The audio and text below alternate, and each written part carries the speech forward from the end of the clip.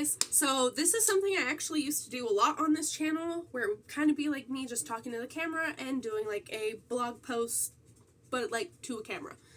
And it would be like all about motherhood and things that I was currently doing as a mom. And then you could always hear my ex in the background of all those videos and stuff. So they just don't exist on the channel anymore. Like, those are just gone, completely erased, never to return. You're welcome.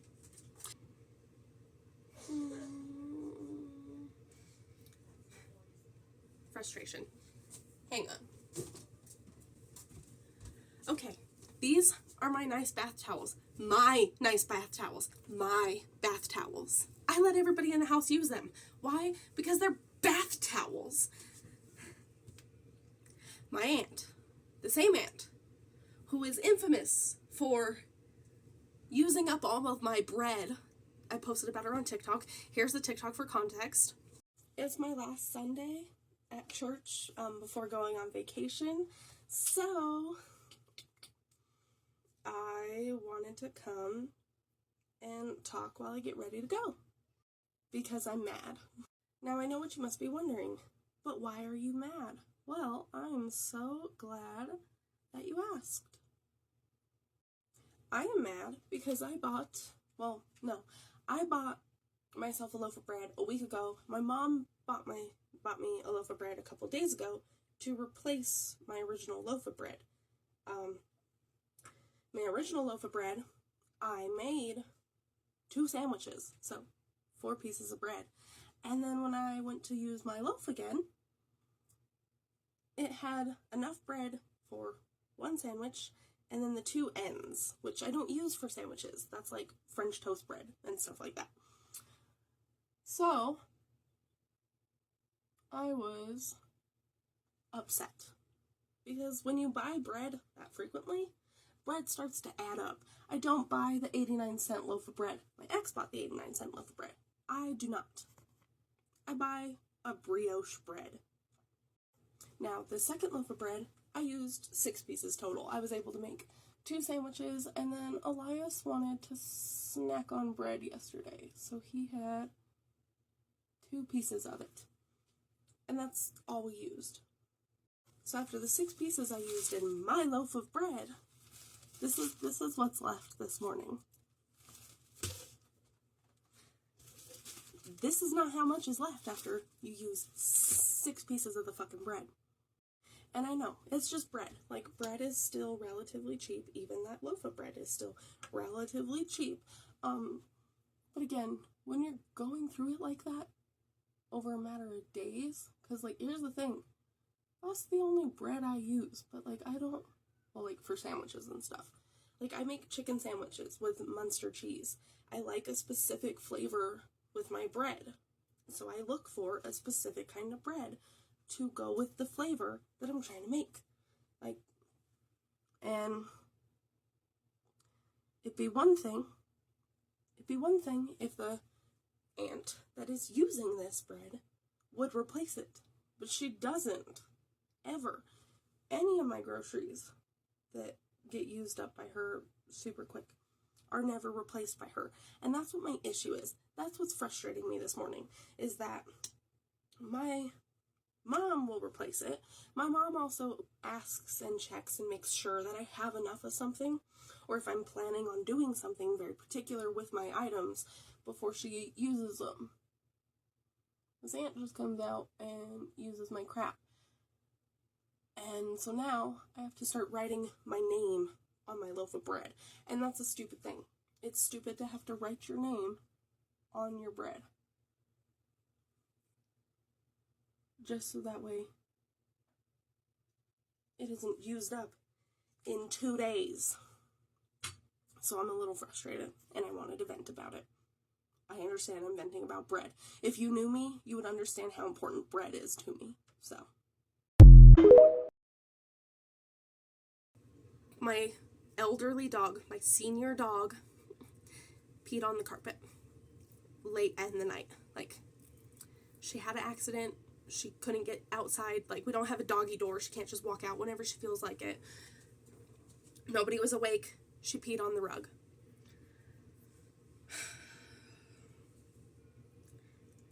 I've been picking up this pee for a while. We have pee pads in the house, and I flipped one over and I started collecting it with that. And I just took it off, threw it away because it was too full of pee to continue. I was getting ready to put another pee pad on the spot. My aunt stepped on the spot that is still a little damp and used my bath towel on it. I don't want my towels being used to collect pee, especially when we have pee pads in the house. I don't want my towels, when I move out, to just smell like piss. So now I'm a little upset. But we're going to talk about potty training. Let's talk about potty training, because I used to do this on the channel, and now I'm just frustrated with my day. Here's the intro.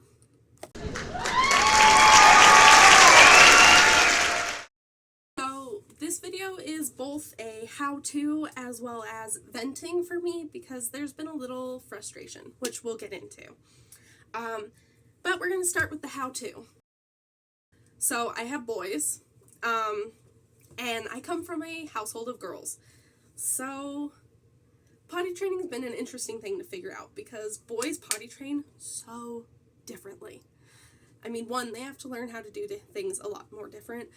Being in a house that is very generational, but literally only women, when they walk in on other people pottying, they also only see sitting down. So, like, explaining the standing up process, yeah, they are still learning that, which, I mean, is fine, because they're also toddlers, like, they're not good at aiming. But I have found that the 3-day method is by far my favorite method for potty training. I have tried everything. I have tried the little reward charts. I've tried giving them a lollipop every time they go. I have tried putting, like, cereal in the bowl and telling them to try to pee on it to make it a game. Nothing works. And Elias was 4 years old when he started potty training and did his, like, completed potty training. Now he's 5. He was, like, freshly 4 when he actually was doing potty training. And that's just because his PTSD delayed a lot of his milestones, unfortunately. So, as a result from all of that, when we introduced the 3-day method, it just ended up, like, something in his brain just clicked, and he got it super, super fast. And the whole method is, for anybody that wants to do it, like, 3 days.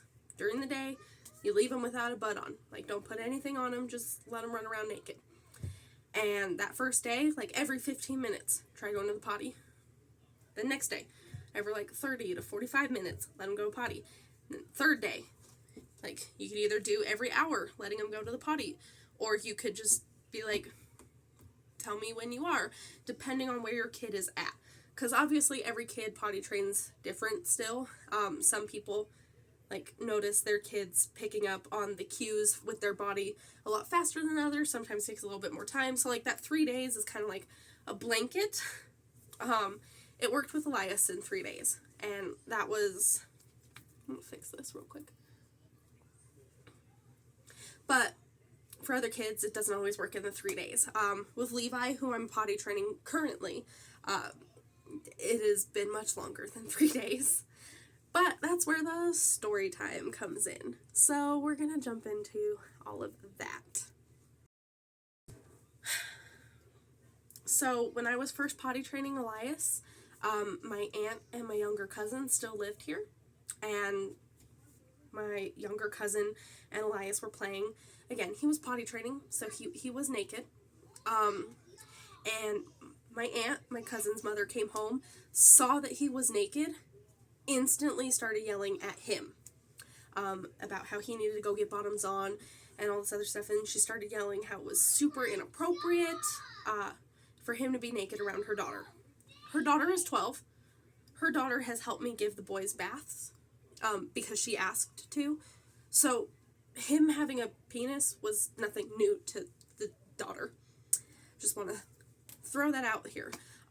Also, the only history of sexual abuse that I know of in the family, I talked about on this channel. I'll leave a card right here. But that happened from a male cousin of ours. And this cousin that was playing with Elias. Like, they were just wrestling and stuff, but, like, she sees that very, like, dangerous cousin every year on Christmas. So there was a little bit of mixed emotions because of that, and I started yelling back. I do not yell back in this family. In fact, I'm usually just a punching bag in this family. I let everybody yell at me, and then I go cry in my room, and when I was a teenager, I'd self-harm. This time around, I did not do that. And I was yelling back, and it was literally just in the defense of my child. Like, he's not being inappropriate. He's a 4-year-old.